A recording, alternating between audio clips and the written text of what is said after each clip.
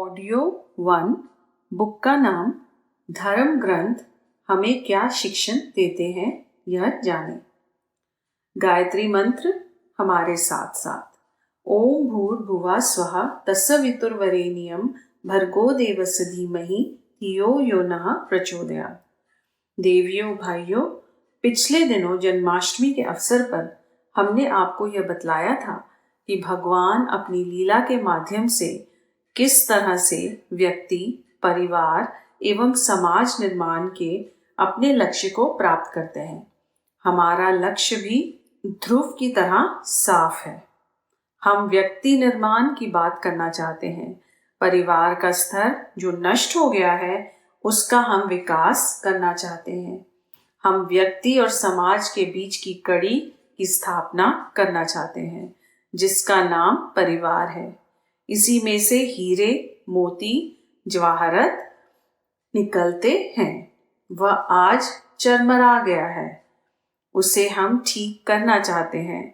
परिवार को हमें शिक्षित करना है, संस्कारित करना है। लोग विलायत पढ़ने जाते हैं परंतु संस्कार कहीं से लेकर नहीं आते। बच्चा जब माँ के गर्भ में होता है तब से लेकर 3 साल तक जब वह कुछ बड़ा होता है उसकी 80% शिक्षा समाप्त हो जाती है। भावना, संवेदना के संदर्भ में वह सब सीख जाता है। अगर आप 5 साल के बच्चे बन जाएं तो मेरी समझ से आपको संस्कार को जागृत करने का समय लगभग 1 वर्ष 9 महीने पहले ही समाप्त हो गया। बचपन ही संस्कार का महत्वपूर्ण समय है। आप पब्लिक स्कूलों में हजारों रुपए महीने का शिक्षण दिला सकते हैं, जहां बच्चा क्रेज किया हुआ कपड़ा पहनना, जूते पर पॉलिश करना, थैंक यू वेरी मच कहना सीख जाएगा। परंतु जो संस्कार हम परिवार के अंतर्गत दे पाते हैं वह कदापि इन स्कूलों में संभव नहीं है। संस्कार कहाँ से आता है? वह माँ बाप से आता है। हम खुशबूदार परिवार बसाना चाहते हैं। मित्रों, आज परिवार संस्था का नाश हो गया है। आज कहीं भी हमें परिवार दिखलाई नहीं देते। वे काम वासना के क्रियाकलाप वाले मात्र केंद्र रह गए हैं।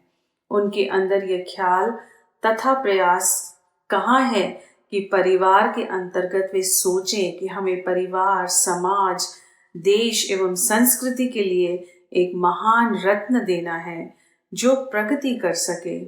2 आदमी मिलकर एक तीसरी महान आत्मा बनाए, ऐसा साहस किसी में नहीं है। आज परिवार वासना प्रधान बन गया है। ऐसी स्थिति में हम एक नया परिवार बसाना चाहते हैं जिसमें से बेहतरीन चीजें निकल सकें। हम खुशबूदार परिवार बसाना चाहते हैं।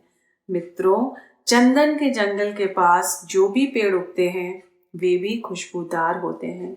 हम चाहते हैं कि एक ऐसा ही परिवार बने। जर्मनी में जब हिटलर ने एक नया जोश खरोश पैदा किया तब बाकी कमजोर लोग सलवार एवं स्मार्ट ड्रेस पहनने लगे तथा अंदर बाहर से मजबूत बनने लगे। हम परिवार एवं समाज का वातावरण अच्छा बनाना चाहते हैं। शालीनता का, व्यवहारिकता का वातावरण पैदा करना चाहते हैं ताकि इंसान को देखकर लोग परिवार एवं समाज की स्थिति को समझ बूझ सकें। आज हमारे अंदर हैवान काम कर रहा है। वह केवल इंसान का चोला पहन आया है। अभी हमारे अंदर का महामानव, ऋषि, भगवान, संत कहाँ जागा है? वैसा जीवन कहाँ आया है? हम चाहते हैं कि हम इंसान का जीवन जिए, ऋषि एवं संतों का जीवन जिए, मानवता का जीवन जिए तथा देश एवं समाज का उत्थान करें। महामानवों के जीवन चरित्र हमारे इष्ट बने। मित्रों, हम अपने आप को तथा दूसरे को नसीहत देने के लिए चले हैं। हम मिशन की एक रूपरेखा बनाकर चल पड़े हैं। आपको इस बात का ध्यान रखना चाहिए कि हमें मंजिल तक चलना है। महापुरुषों का, महामानवों का जीवन चरित्र हमारी मंजिल है जहाँ तक हमें चलना है। यह हमें ध्यान रखना चाहिए। जितने भी महापुरुष हुए हैं, उनकी शिक्षा, उनकी वाणी हमारे लिए उपयोगी है, परंतु इससे भी महत्वपूर्ण है उनकी जीवन जीने की कला, जो कि हमें सीखना चाहिए और उससे प्रेरणा लेनी चाहिए तथा अपना आत्म विकास करना चाहिए। महापुरुषों ने जिंदगी को कैसे जिया, असल में प्रेरणा हमें वहां से मिलती है। उन्होंने क्या कहा यह हमें मालूम नहीं है। अगर हम जिंदगी भर बकवास करते हुए उसे समाप्त कर दें तो भी उसका कोई प्रभाव समाज पर नहीं होगा, क्योंकि उस सिद्धांत को जो हम कहना चाहते हैं उसका समावेश हमने अपने जीवन में नहीं किया है। इस कारण से उसका कोई प्रभाव नहीं होने वाला। हमारे महापुरुषों, अवतारों की कथाएं इसलिए महत्वपूर्ण है कि उनकी वाणी तथा कर्म में कोई फर्क नहीं था। मन, वाणी और कर्म जब एक जगह मिल जाते हैं तो त्रिवेणी संगम बन जाता है। उस समय आदमी शांति पुंज बन जाता है, साहसी ताकतवर बन जाता है। उस समय उसकी आंखों में से बिजली निकलती है। उस समय उसका व्यक्तित्व मनुष्य के ऊपर छाता हुआ नजर आता है तथा वह व्यक्ति सूर्य की तरह चमकता हुआ नजर आता है। मन, वाणी, कर्म में एक रूपता का समावेश जिसमें होता है, उसे हम भगवान, महामानव, अवतार, ऋषि, संत व देवता कहते हैं। उनके चरणों की हम वंदना करते हैं, उनसे हम प्रेरणा ग्रहण करते हैं। समुद्र में लाइट हाउस होता है जो आने वाले जहाजों को दिशा का ज्ञान कराता है। उसी प्रकार ये लोग करते हैं तथा समाज के उत्थान के लिए प्रयत्नशील रहते हैं। आप भी भगवान हैं तथा अवतारी चेतना है।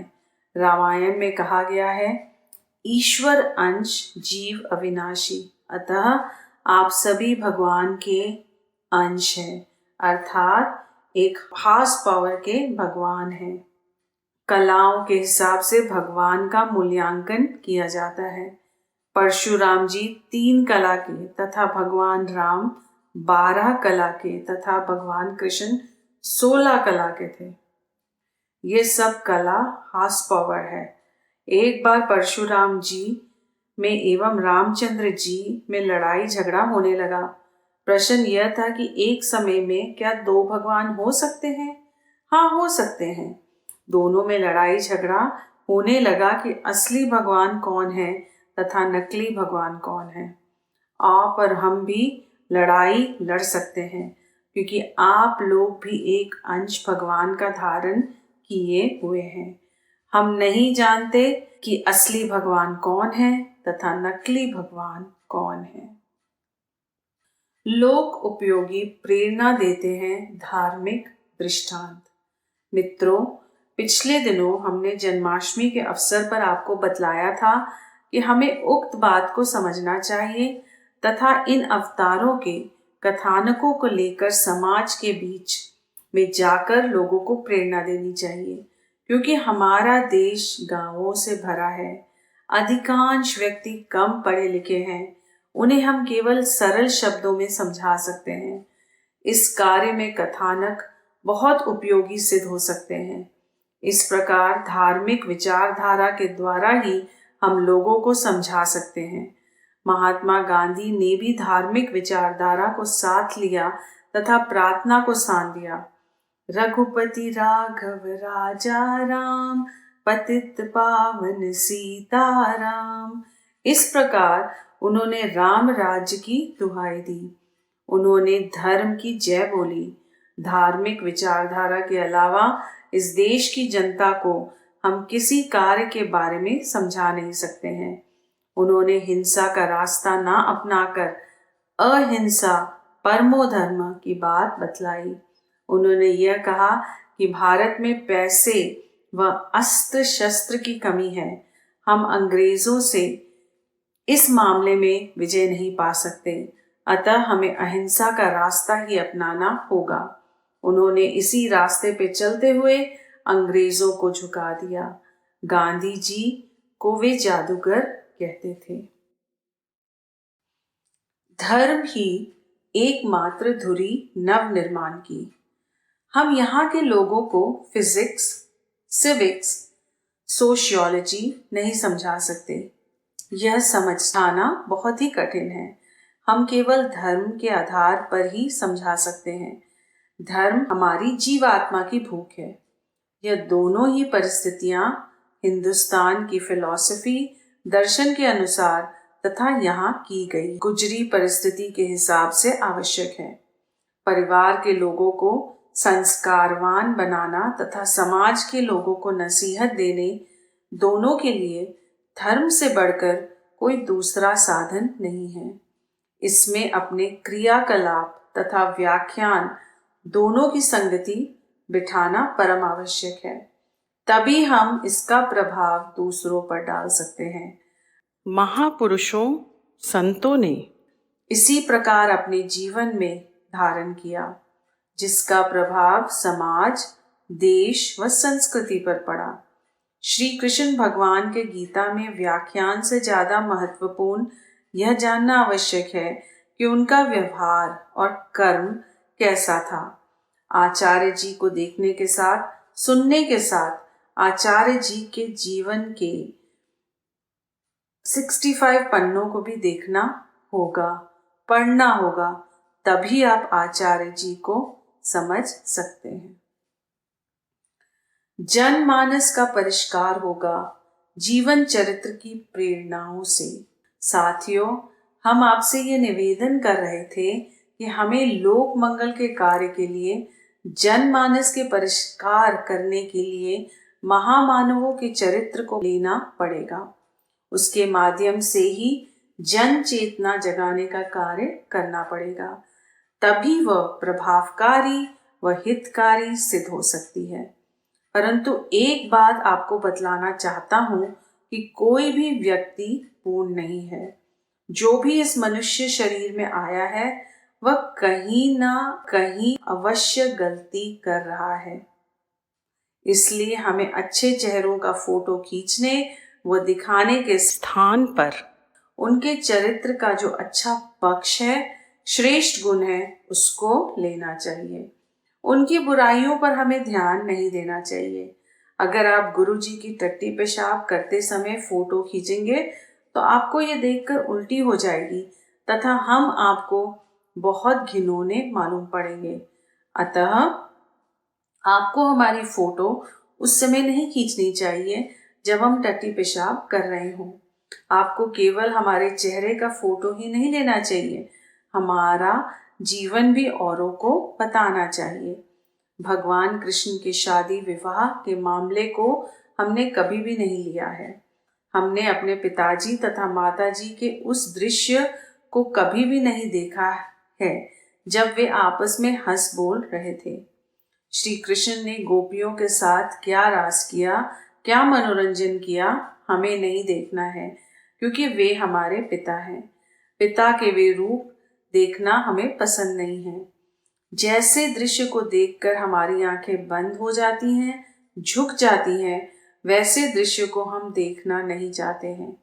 हमें उनके शिक्षण वाला पहलू चाहिए, हमें उनका चक्र सुदर्शन वाला पहलू चाहिए, हमें उनका गीता का उपदेश सुनाता हुआ पहलू चाहिए, जिससे हम प्रेरणा और मार्गदर्शन प्राप्त कर सकें।